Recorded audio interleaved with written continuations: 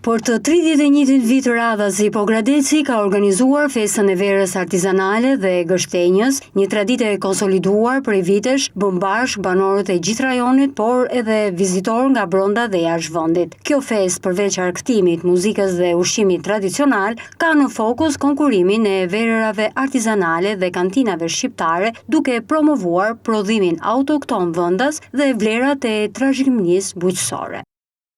Kjo nuk është vetëm një festë, këtu nuk ka vetëm argëtim, por këtu është dhe një konkurs, të cilët kantinat e gjithë Shqipërisë, por dhe artizanët, marrin pjesë në një konkurs të verës të kuqe, verës të bardhë.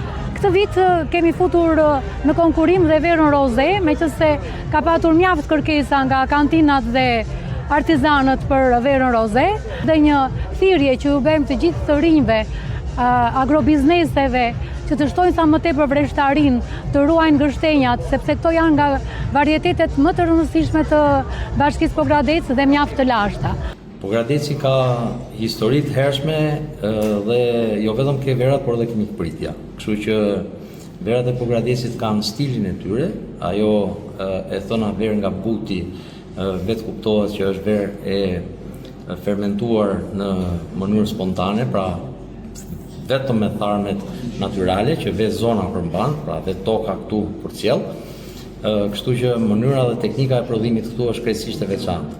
Unë do ta krahasoja me ato që janë verat natyrale, në fakt, ato që shprehen nëpër botë, kështu që në një farë mënyrë verat e zonës Pogradecit janë krejtësisht verat e prodhuara në formë artizanale, janë krejtësisht ato që kanë si motrat e tyre në nivele ndërkombëtare, ato që quhen verat natyrale.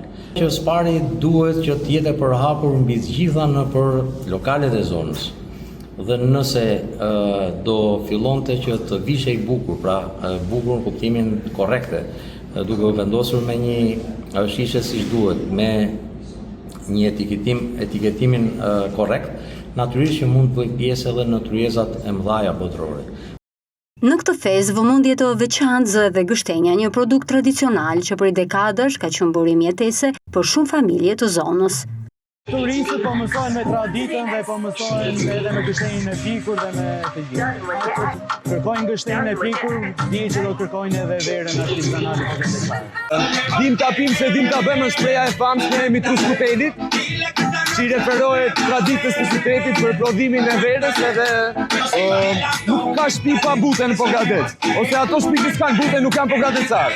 Sidomos të gjitha shtëpitë e vjetra janë të gjitha meqenare. Të moshmi thonë që vera të bëhet do 2 paldit.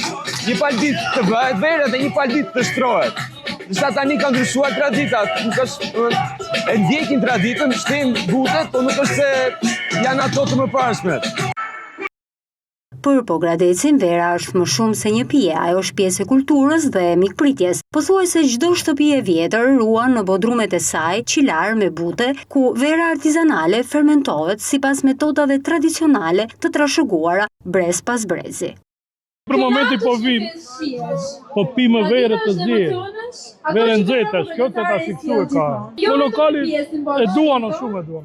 Verë pogradecare e duan, e preferojnë. Me mi që vera pa mi, pa si të pyrë. Hajde gëzuar, po të pi me mi. Proces si një fëmijë që e rrit me një dashuri më vete. Nga rush, fillon dën mushtin, dën procesin e fermentimit, derisa arrin në vera, pastaj 40 ditë që mbyll butin, e pastaj gjithmonë neve kur shtihen verë, ja urojmë njëri tjetrit që ta pish me miqe me shok. Për 2 net me radhë, Pogradeci mirëpret me verë buti, muzikë dhe argëtim mira qytetar dhe vizitor, ndërsa në fund ndajnë edhe çmimet për verën më të mirë artizanale, verën më të mirë të kantinave, si dhe për pikturën dhe poezinë më të bukur kushtuar verës.